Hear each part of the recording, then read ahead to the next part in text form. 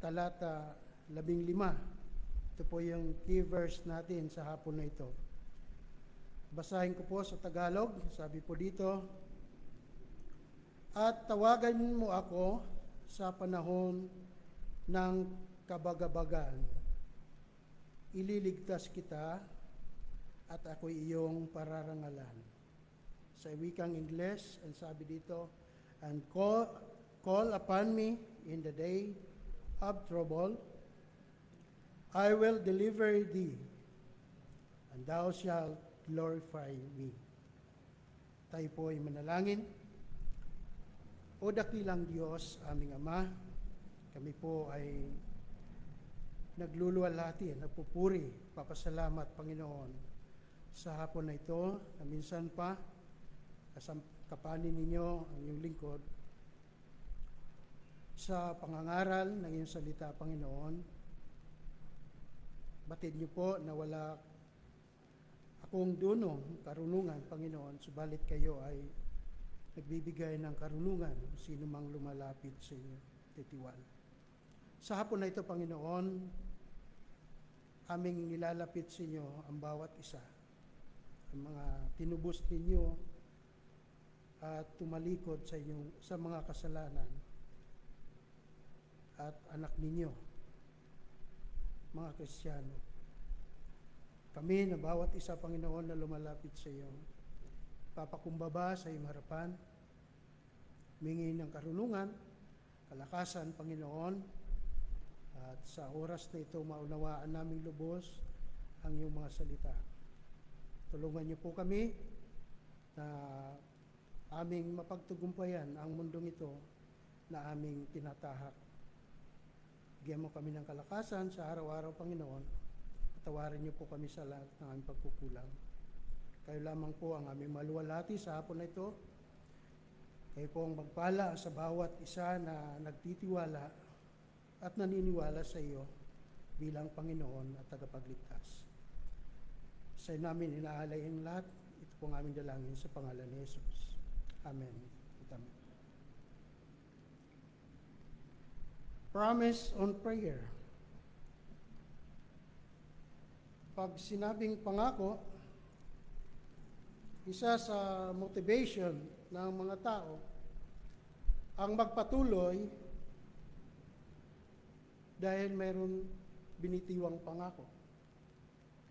Lingid sa ating kaalaman, sa panahong ngayon, sa panahong ito, nabubuhay tayo sa pangako. Sa mga politiko, maraming nangangako sa atin. Tayo umaasa. Higit sa lahat, mga kapatid, ang Biblia ay punong-puno ng pangako ng Diyos na dapat nating tunay na pinanghawakan. Promise on prayer, yung ating tatalakayin sa hapon na ito. Kung ating babalangkasin ang awit 50 na po, yung Psalms 50, 1-23. Ito po yung sulat o salmo ni Asaph. Ano po? Sa panahon ng ang Israel ay dumadanas ng pagtalikod sa Diyos. Kung titingnan natin, sa panahon yon, sila po ay nag-aalay, nagbibigay sa Panginoon, gumagawa para sa Panginoon, subalit hindi po nakikita yung bigat o wala po sa puso nila yung pagbibigay. Maring sa panahon ngayon, mga kapatid, gumagawa tayo ng para sa Panginoon, yung ating ministry, ginagawa natin. Subalit wala po sa loob natin. Nagbibigay tayo ng mga ikapo, nag-o-offer tayo sa Panginoon, pero wala sa loob natin. Naglilingkod tayo sa Panginoon, subalit wala sa puso natin. Ito yung sulat ni Asaph. Nung panahon ng Israel, nung sila po ay nag-aayuno, nagbibigay sa Panginoon.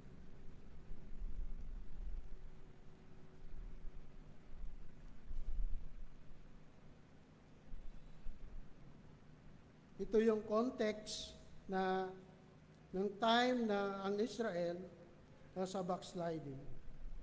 Ano po? Sa panahon natin,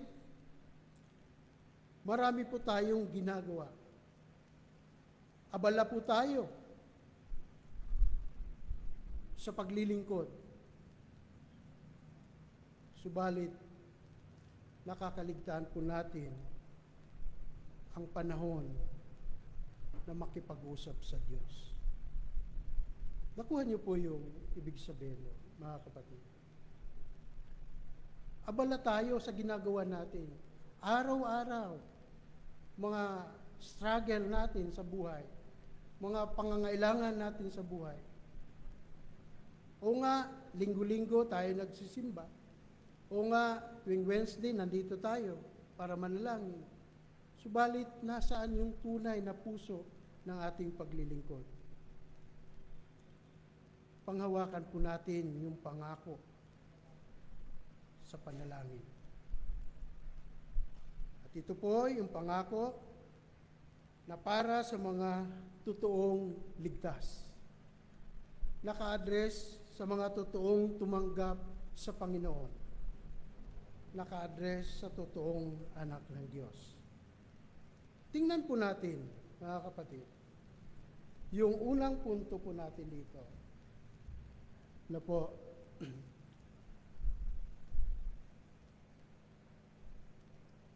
ang unang punto natin ay admonition. Kasi ang sabi niya dito, sa talatang 15, at tawagan mo ako sa panahon ng kabagabagan. Ililigtas kita at ako'y iyong pararangalan. Admonition is to encourage, no? To call upon God. Tumawag tayo sa Panginoon. Nagpapaalala sa atin na mga Kristiyano ay dapat tumatawag tayo sa Diyos. Ano po? Ano man pong sitwasyon meron tayo sa panahong ito, dapat po tayo tumatawag sa Panginoon. Call upon me. Call upon God. Madalas, kung tayo po ay sinusubok, may problemang kinakaharap, pagdating sa salapi, o anuman, o kadalasan salapi, tatawagan natin yung ating kaibigan. Maparescue tayo. Manghihiram tayo. O sa panahon ng nasa bingit ng kamatayan ang ating katawang lupa, may sakit tayo, lalapit tayo sa doktor, lalapit tayo, pupunta tayo sa magagaling na ospital, at parang last chance na nating nilalapitan ang Diyos. Mga kapatid, ang ibig sabihin, call upon me, ang sabi ng Panginoon, unahin mo ako. Tawagan mo ako. Dahil yung lahat ng bagay na ito, ako lang ang makakapagtugon. Ako lang ang makakasagot, ang sabi ng Panginoon. So sa dami ng ating tinatawagan, ang Diyos pa ang huli nating nilalapitan. Ang Diyos pa. Ang Diyos na lumalang ng langit at lupa, siya pa yung huli nating pinupuntahan, nilalapitan. Ang sabi sa verse 1, mga kapatid, sa chapter 50, siya na makapangyarihan Diyos na Panginoon ay nagsasalita at nag-uutos sa daigdig. Mula sa sinisikatan ng araw hanggang sa paglubog niyon. Siya na makapangyarihan. He is the mighty God na dapat nating tinatawagan. In verse 3, sabi ni, mula sa dumarating ang Diyos na di siya natatahimik, sa kanyang unahay may apoy na tumutupok at sa paligid niya may mga alipuyong na bagyo. Siya ay Diyos na po na makapangyarihan. Tinatawag niya ang mga kalangitan at ang daigdig upang ang bayan niya ay atulan. Ang sabi sa verse 5, tipunin ninyo sa akin ang mga tinalagang lingkod, ang mga kapitag nakipagtipan sa akin, yung mga lumapit sa Panginoon, yung mga tumanggap sa Panginoon sa pamamagitan ng paghandog. Ano po? Mga kapatid, ang lahat ay sa Diyos. In verse 6, sabi nga niya, at ipinahayag ng kalangitan ang kanyang katwiran, sapagkat ang Diyos mismo ay hukom. He is the judge. Siya ay makapangyarihang hukom. Mga kapatid, ang lahat ay sa Diyos. At hindi niya kailangan ang ating mga handog. Ano po? Dahil sa Kanya ang lahat. Ano po? Sabi nga niya dito sa verse 9, hindi ko na kailangan ang turo o sa mga sabsaban o mga kambing mula sa iyong kulungan, pagkat akin ang bawat hayop sa kagubatan at ang mga baka sa libo mang kaburulan. Alam ko ang bawat ibon, mga kabundukan. Akin ang lahat ng nilikha sa kaparangan. God owns everything. Siya po ang may lalang ng lahat. Sa Kanya po ang lahat. Ano po? Kaya nga po, mali sa panalangin, mali po nating sabihin na sa iyo namin ibinabalik ang papuri, ang pasasalamat. Mga kapatid, siya po ang dapat lamang papurihan at parangalan. Sa Kanya po lahat. Ang Diyos ay hindi nating katulad. Ano po? Ang Diyos na ating tinatawagan ay hindi tulad nating tao. Iba siya. Siya po ay Diyos. Ang Kanyang paalala, call upon me. Tumawag tayo sa Kanya. Tawagan natin siya.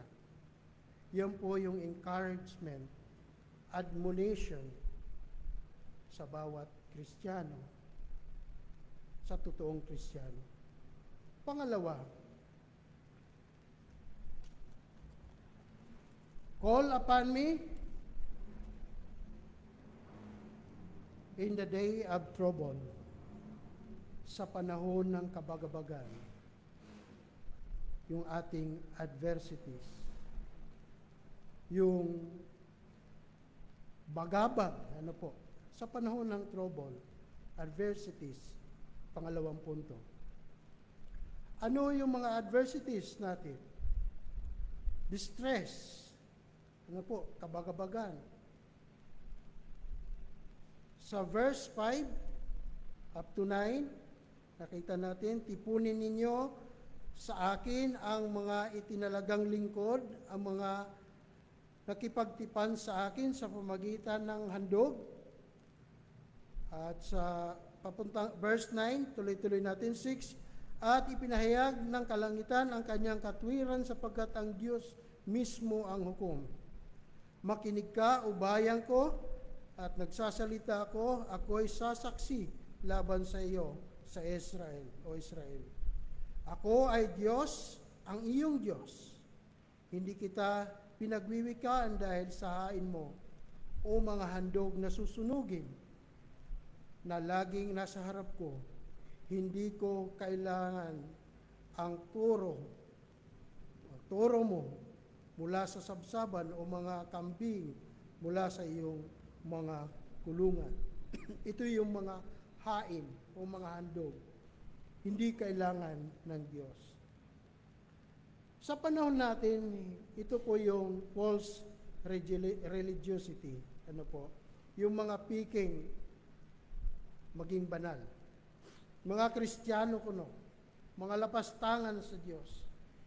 Marami na po tayo trouble sa panahon na ito. Ito yung problema ng mga churches ngayon, mga kapatid.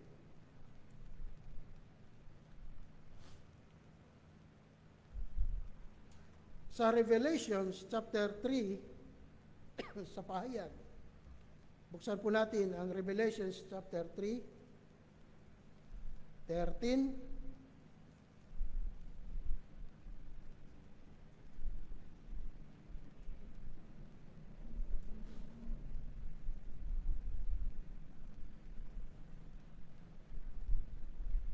chapter 3, verse 13, ang sabi dito, ang may pandinig ay makinig sa sinasabi ng Espiritu sa mga iglesia. 14, sa anghel ng iglesia sa Laodicea, isulat mo ito ang mga salita ng Amen. Ang tapat ay tunay na saksi, ang tagapamahala sa lahat ng nilikha ng Diyos. 15, nalalaman ko na ang mga gawain mo na ikaw ay hindi malamig o mainit man. Sana alinman ikaw ay sa dalawa, malamig o mainit. Ngayon, pagkat ikaw ay malahininga, hindi mainit o malamig, isusuka kita. Sinasabi mong ako'y mayaman, marami na akong kayamanan at di nangangailangan ng anuman.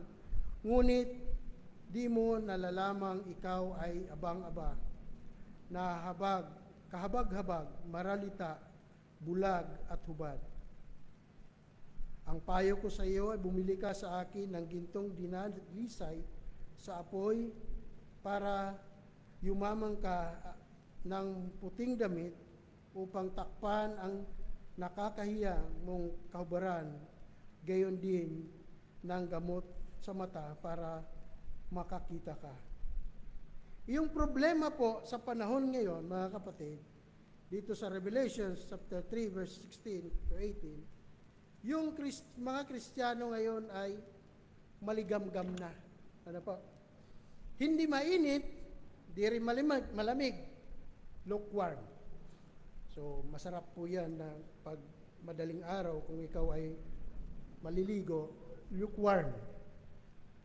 Mga Kristiyano ngayon, hindi na kasing init ng paglilingkod noong unang tumanggap sa Panginoon.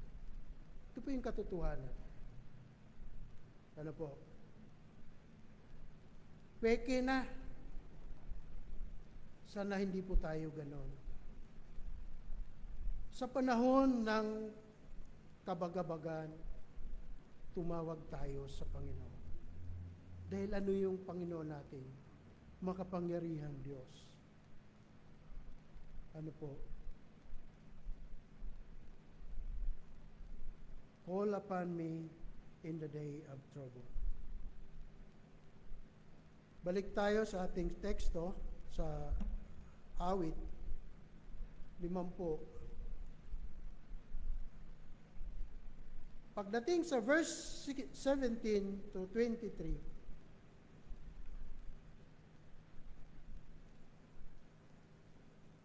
dito tayo sa 16, ito yung pinakausap yung mga masasama. Ano po? Ngunit, sabi sa verse 16, ngunit sa masasama, sinasabi ng Diyos, anong karapatan mong bigkasin ang aking kautusan o sambitin ang mga labi mo sa aking tipan? Mamumuhi ka sa aking turo? Itinatakwil mo ang aking mga salita? Pag may nakita kang magnanakaw, sumasama ka sa kanya, sa mga nangangalun niya, nakikiayon ka, ginagamit mo ang bibig mo sa masama, at sa panliling lang ay ginagamit mo ang iyong dila. Verse 20, wala kang lubay sa pagsasalita laban sa iyong mga kapatid. Pati anak ng iyong ina ay iyong nilalait. 21, ang lahat ng ito ay ginagawa mo at ako'y nananahimik. Ang akala mo'y katulad mo rin ako, ngunit pinagwiwikaan kita at pararatangan hanggang ng harapan. Kayo, mga nakalilimot sa Diyos, isipin ninyo ito kung hindi kayo aking dudurugin at walang makakapigil. Isinasaway ng Diyos yung mga gawing masama. Ano po? Tayong mga Kristiyano, dapat bukod tayo. Bukod tangi tayo sa mga gawain ito. At hindi tayo makikiayon sa gawa na masama.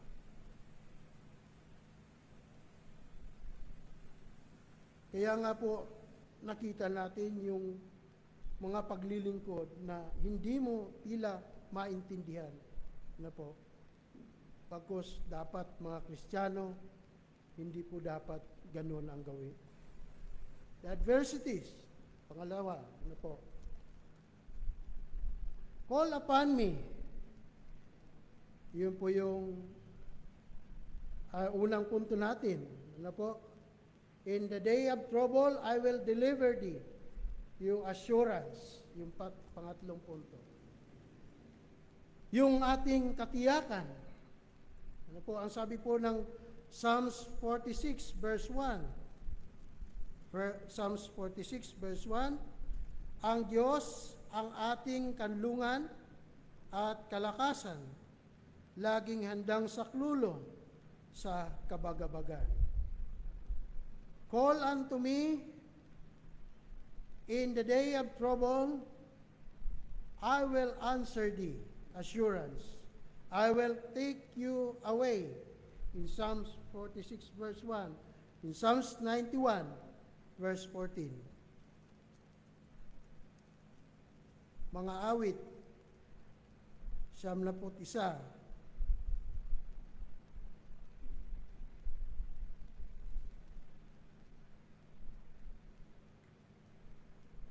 Talata 14.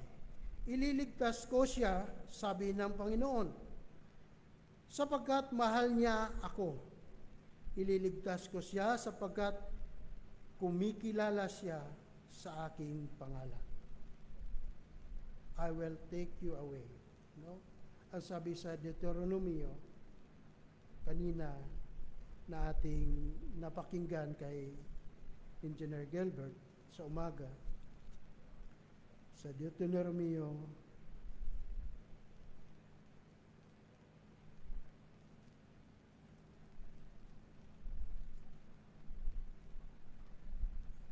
31, 31,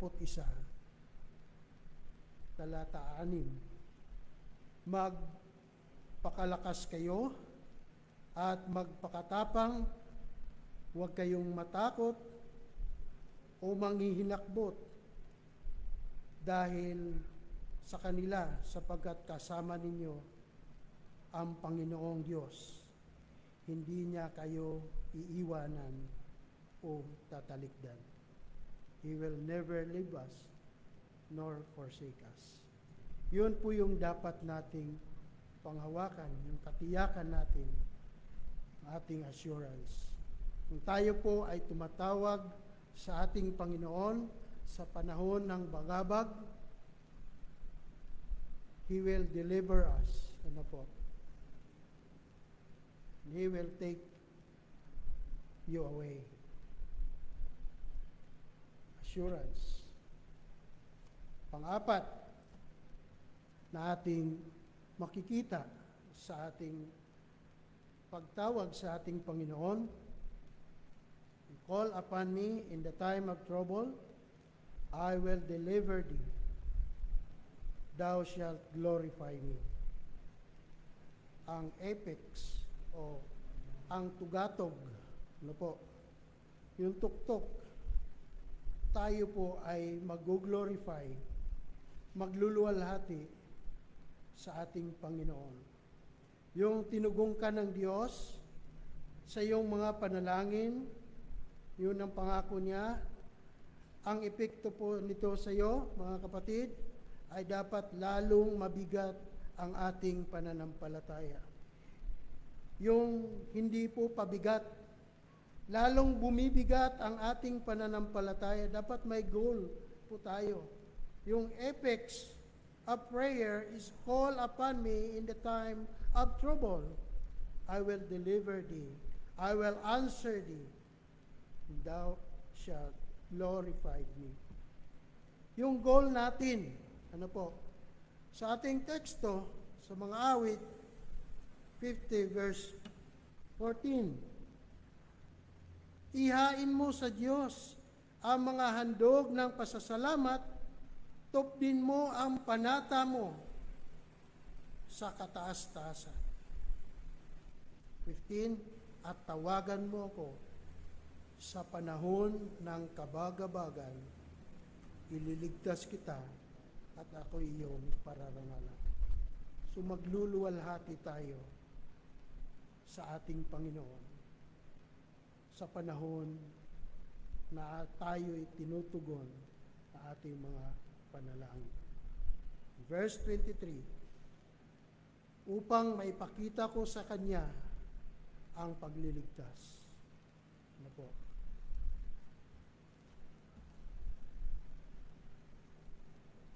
Ito yung pangako ng Panginoon.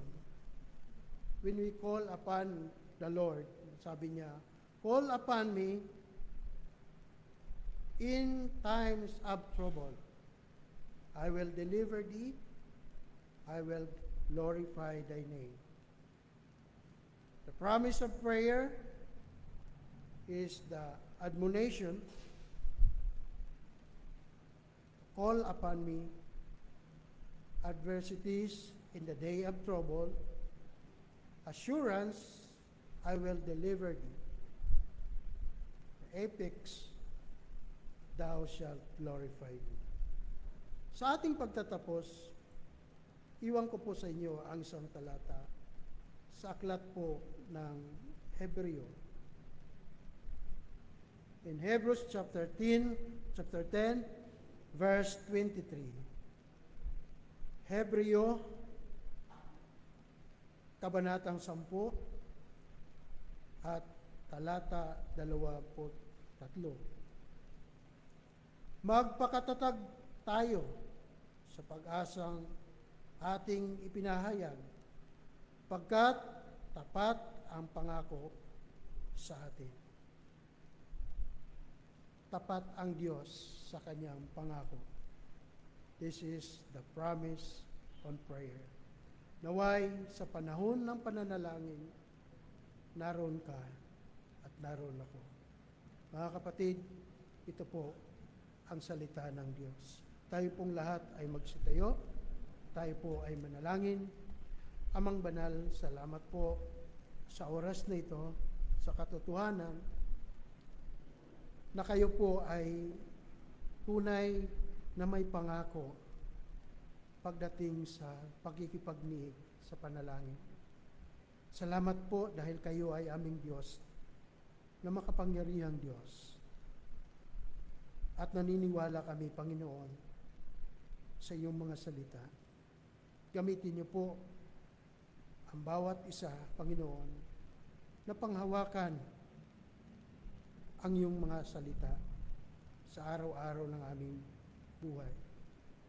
Sa aming tatahaking panibagong linggo na naman, Panginoon, samahan niyo kami, tingatan niyo kami, Panginoon, ang aming mga testimonya na kami mga Kristiyano ay dapat hindi kami umaayon sa takbo ng mundong ito.